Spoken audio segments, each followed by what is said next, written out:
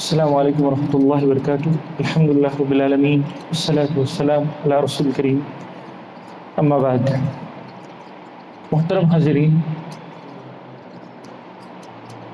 کل جیسے ہم نے پڑھا تھا کہ وضو کے جو نواقض ہیں، یعنی جن سے وضو ٹوٹ جاتا ہے، ان مسائل کے بارے میں انشاءاللہ آج پڑھیں گے، لیکن وہ مسائل بہت باریک ہیں اور ان مسائل کی ایک لمبی فہرست ہے، تو اس وجہ سے انشاءاللہ اسے آنے والے ہفتے سے شروع کریں گے، کیونکہ اس کے بعد ہمیں 3 درسیں ملیں گے اور وہ تعلق جڑا رہے گا۔ اگر ہم آج بیان کر دیں گے تو پھر اگلے ہفتے تک وہ تعلق چھوٹ جائے گا۔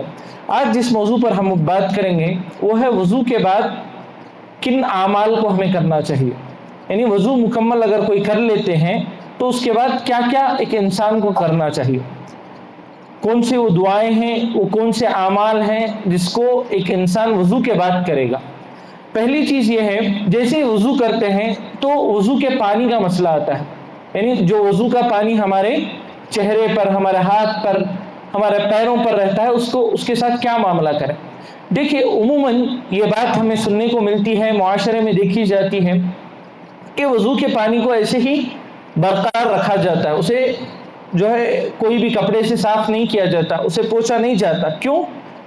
وہ یہ سمجھتے ہیں کہ اگر ہم اس پانی کو چھوڑ دیں گے تو وہ کیا ہے، وہ ایک فضیلت کے طور پر ثابت ہوگا، بلکہ اس کو اس طرح سمجھا جاتا ہے کہ اگر اسے صاف کریں گے تو مکروہ عمل ہے، اسے رسول اللہ صلی اللہ علیہ وسلم نے نہیں پسند کیا ہے، یا پھر اسے شریعت ناپسند کرتی ہے۔ وضو کے پانی کو ایسے ہی چھوڑنا چاہیے، اپنے ہاتھوں پر، پیروں پر، چہرے پر ایسے ہی چھوڑنا چاہیے، یہ بات ہمیں ملتی ہے۔ اور بعض علماء بھی یہ بات بتاتے ہوئے ہمیں دیکھنے کو ملتا ہے کہ بعض علماء بھی یہ بات بتاتے ہیں، جبکہ ایسی کوئی بات نہیں ہے، ایسے کہیں ہمیں شریعت میں کوئی بات ایسی نہیں ملتی، جبکہ رسول اللہ صلی اللہ علیہ وسلم کے بعض احادیث سے غسل وغیرہ کے، میمونہ کے جو احادیث ہیں رضی اللہ عنہا، ان احادیث سے ہمیں صاف طور پر معلوم ہوتا تھا کہ آپ صلی اللہ علیہ وسلم جو ہے اپنا چہرہ اور اپنے ہاتھ مکمل طور پر صاف کرتے تھے۔ یہ تو جو ہے ایک بدیہی بات ہے، اس کو باقی رکھنا اور یہ سمجھنا کہ جو ہے نا اگر کوئی صاف کر رہا ہے تو مکروہ عمل کر رہا ہے، یہ تو بہت دور کی بات ہے، ایسی کوئی چیز ثابت نہیں ہے۔ اگر آپ چھوڑ رہے ہیں تو آپ کے اوپر ہے، لیکن کوئی صاف کر رہا ہے اسے آپ روک رہے ہیں، یا پھر آپ خود صاف نہیں کر رہے ہیں اس وجہ سے کیونکہ مکروہ عمل ہے، تو یہ شریعت سے ثابت نہیں ہے۔ آپ مکمل طور پر صاف کر سکتے ہیں، اگر آپ چھوڑ رہے ہیں تو آپ کے اوپر ہے، شریعت اس پر ہمیں کوئی پابندی نہیں کرتی۔ چاہے آپ چھوڑ رہے ہیں تو اسے عام طور پر چھوڑے، عبادت کے طور پر نہیں۔ اگر صاف بھی کر رہے ہیں تو عام طور پر صاف کریں، عبادت کے طور پر نہیں۔ تو سب سے پہلی چیز یہی ہے کہ وضو کرنے کے بعد پانی صاف کرنے میں ہمارا اختیار ہے، اس سے کچھ عبادت کا یا سنت کا تعلق نہیں ہے۔ پھر وضو کرنے کے بعد پانی صاف کر لینے کے بعد یا چھوڑنے کے بعد ہمیں جو ہے وضو کی دعا پڑھنی چاہیے۔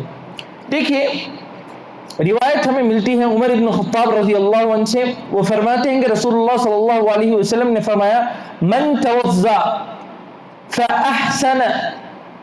فأحسن الوضوء، رسول اللہ صلی اللہ علیہ وسلم نے فرمایا جو وضو کرتا ہے اور کیسے، فأحسن الوضوء، بہترین طریقے سے۔ احسن سے مراد کیا ہے یہاں؟ مکمل جو بھی سنتیں ہیں ان کا خیال رکھ کر، جیسے 3 مرتبہ کرنے کا ہو، اور پانی کو اچھی طرح پہنچانا ہو، اور اسی طرح جو رسول اللہ صلی اللہ علیہ وسلم نے وضو کے آداب بتائے ان تمام چیزوں کا خیال رکھ کر اگر کوئی وضو کرتا ہے، اور اس کے بعد ثم قال، اور اس کے بعد یہ کہتا ہے، اشہد ان لا الہ الا اللہ وحدہ لا شریک لہ، پھر اس کے بعد واشہد ان محمدا عبدہ ورسولہ، پہلی یہ دعا ہے، پھر اس کے بعد اللہم اجعلنی من التوابین واجعلنی من المتطہرین۔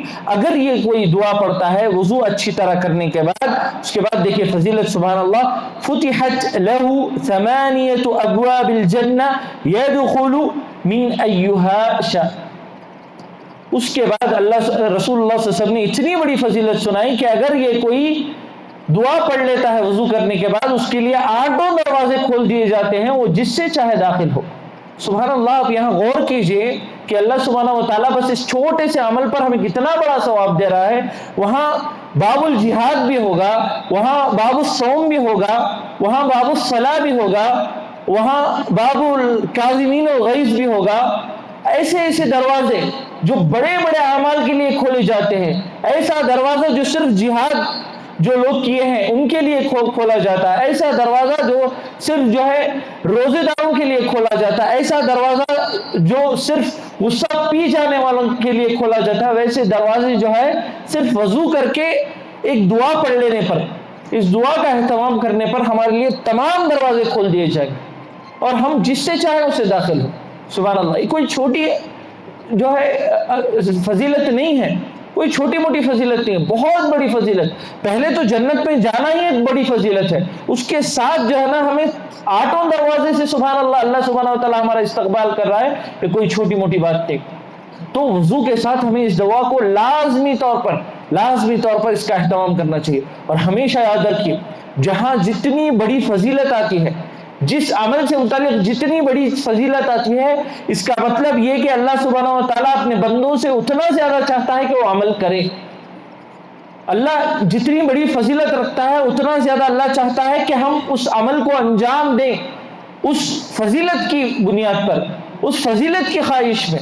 تو اللہ سبحانہ و تعالیٰ یہ چاہتا ہے کہ یہ ہم عمل کریں، یہ عمل کریں۔ اور سبحان اللہ، دعا کا ترجمہ سنیں آپ، کتنا اہم ہے۔ پہلی دعا جو ہے اشہد ان لا الہ الا اللہ وحدہ لا شریک لہ، تو پہلی حصے میں، دعا کے پہلے حصے میں ہم یہ گواہی دے رہے ہیں کہ اشہد، میں گواہی دیتا ہوں، اللہ الہ الا اللہ، اللہ کے سوا کوئی معبود برحق نہیں ہے، وحدہ لا شریک لہ، اور وہ اکیلا ہے اور اس کا کوئی شریک نہیں ہے، اس کا کوئی شریک نہیں ہے۔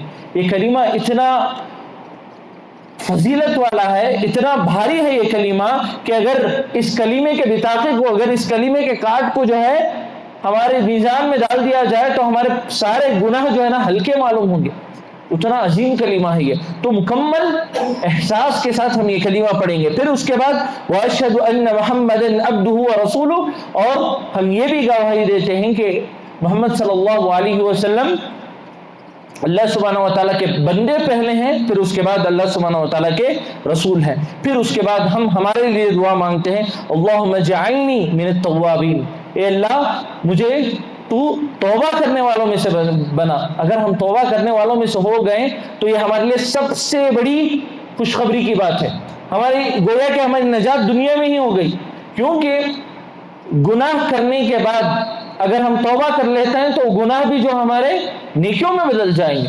تو اس وجہ سے توبہ کی توفیق بہت بڑی نعمت ہے۔ اسی وجہ سے رسول اللہ صلی اللہ علیہ وسلم نے کیا فرمایا، کل بنی آدم خطا، ہر آدم کی اولاد جو ہے گنہگار ہے، لیکن وخیر الخطائین التوابون، لیکن ان میں سے بہترین کون ہے؟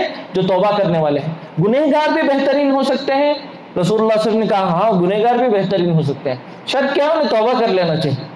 تو اس وجہ سے ہم یہاں یہ 2 اہم دعائیں مانگ رہے ہیں۔ پہلی چیز اللہم اجعلنی من التوابین، اے اللہ مجھے توبہ کرنے والوں میں سے بنا، واجعلنی من المتطہرین، اور مجھے طاہر رہنے والوں میں سے بنا، مجھے پاک صاف رہنے والوں میں سے بنا۔ اور یہاں پاک صاف رہنے والوں میں سے بنا کا مراد مطلب کیا ہے؟ 2 چیزوں کی پاکی، ایک دل کی پاکی اور ایک ظاہری بدن کی پاکی۔ دل کی پاکی سے مراد جو بھی کفر ہے، سب سے بڑی چیز کفر، شرک وغیرہ، پھر اس کے بعد جو بھی دل کی گندگیاں ہوتی ہے، چاہے کینہ، کپٹ، حسد، یہ تمام چیزوں سے مکمل طور پر ہمارے دل کو صاف رکھ۔ اور یہاں یہ بھی مراد ہے کہ جو بھی ہم گناہ کرتے ہیں اس سے ہمارا دل کالا ہوتے جاتا ہے، تو اس سے بھی ہمارا دل مکمل طور پر صاف رہے گا، اور ہم جو ہے ظاہری طور پر بھی پاک صاف رہیں گے، کیونکہ ایک مومن کی صفت ہے وہ پاک صاف رہتا ہے۔ ایک جو ہے نا صحابہ کی صفت تھی، رسول اللہ صلی اللہ علیہ وسلم تو سب سے زیادہ جو ہے نا طاہر انسان تھے، ان سے زیادہ پاک صاف کوئی نہیں تھا۔ اور صحابہ کی بھی قرآن میں اللہ سبحانہ و تعالیٰ نے واضح طور پر فرمایا، قبا کے وہ صحابہ جو پاک صاف رہتے ہیں ان کو میں پسند کرتا ہوں۔ تو صحابہ کی بھی یہ صفت تھی کہ وہ پاک صاف رہتے تھے، تو ہمیں بھی جو ہے ظاہری طور پر بھی اور باطنی طور پر بھی ہم جو ہے پاک صاف رہیں گے اگر ہم ان دعاؤں کا اہتمام کریں گے۔ تو یہ 2 دعائیں ہیں جس کا ہمیں خاص طور پر اہتمام کرنا چاہیے۔ لیکن ہاں، یہاں جب ہم یہ پہلی دعا پڑھتے ہیں اشہد ان لا الہ الا اللہ وحدہ لا شریک لہ واشہد ان محمدا عبدہ ورسولہ، یہ دعا جب پڑھتے ہیں تو ہم بعض لوگوں کو دیکھتے ہیں وہ آسمان کی طرف انگلی اٹھاتے ہیں، اشہد ان لا الہ الا اللہ، اس طرح آسمان کی طرف انگلی اٹھاتے ہیں. یہ ثابت نہیں ہے، یہ علماء نے اسے بدعت تک قرار دیا ہے. رسول اللہ صلی اللہ علیہ وسلم سے یہ ثابت نہیں ہے کہ ہم اشہد ان لا الہ الا اللہ یہ دعا پڑھتے وقت آسمان کی طرف انگلی اٹھائے. تو اس سے مکمل طور پر بچنا چاہیے، چاہے آسمان کی طرف چہرہ اٹھانا ہو یا انگلی اٹھانا ہو، یہ دونوں ثابت نہیں ہے. ایک اور اہم چیز، وضو کے دوران بعض لوگ دعائیں پڑھتے ہیں. وضو کے دوران جب چہرہ دھو رہے ہیں تو دعا پڑھتے ہیں، ہاتھ دھو رہے ہیں تب دعا پڑھتے ہیں، پیر دھو رہے ہیں تب دعا پڑھتے ہیں. جیسے چہرہ دھونے کے وقت اللہم بیض وجہی یوم تسود الوجوہ، یہ دعا پڑھتے ہیں، اے اللہ میرا چہرہ اس دن روشن کر دے جب تمام لوگوں کے چہرے کالے پڑ جائیں گے. اس طرح دعائیں کرتے ہیں. تمام دعائیں ثابت نہیں ہیں، یہ دعائیں ثابت نہیں ہیں. وضو کے دوران کوئی دعا ثابت نہیں ہے. وضو سے پہلے بسم اللہ پڑھنا اور وضو کے بعد ان دعاؤں کا جو میں نے ابھی ذکر کیے ان دعاؤں کا اہتمام کرنا اتنا ہی ثابت ہے. اس کے علاوہ جو ہے کوئی اور دعائیں ثابت نہیں ہیں. تو ان تمام بدعات سے ہمیں بچنا چاہیے، اور جو سنت ہے اس پر عمل کر لیں گے تو جو یہ سنت کی فضیلتیں ہیں اور یہ سنت کی برکتیں ہیں اس سے مالا مال ہو جائیں گے، اور ہمارے لیے اتنا کافی ہے، اتنا کافی ہے. بدعات کی طرف جانے کی ضرورت بالکل نہیں ہے. تو اس وجہ سے ان دعاؤں کا خاص اہتمام کریں، اور دعا پڑھتے وقت مکمل شعور کے ساتھ اور ثواب کی نیت سے کہ اللہ مجھے انشاءاللہ آٹھوں دروازے سے کل قیامت کے دن بلائے گا، اس ثواب کی نیت سے مکمل طور پر ان دعاؤں کا اہتمام کریں. آخر میں اللہ سبحانہ و تعالیٰ سے دعا ہے کہ اللہ سبحانہ و تعالیٰ ہمیں رسول اللہ صلی اللہ علیہ وسلم کی اس طرح کی چھوٹی چھوٹی سنتوں کو پڑھنے اور اس پر عمل کرنے اور اسے دوسروں تک پہنچانے کی توفیق عطا فرمائے. آمین. واخر دعوانا الحمدللہ رب العالمین.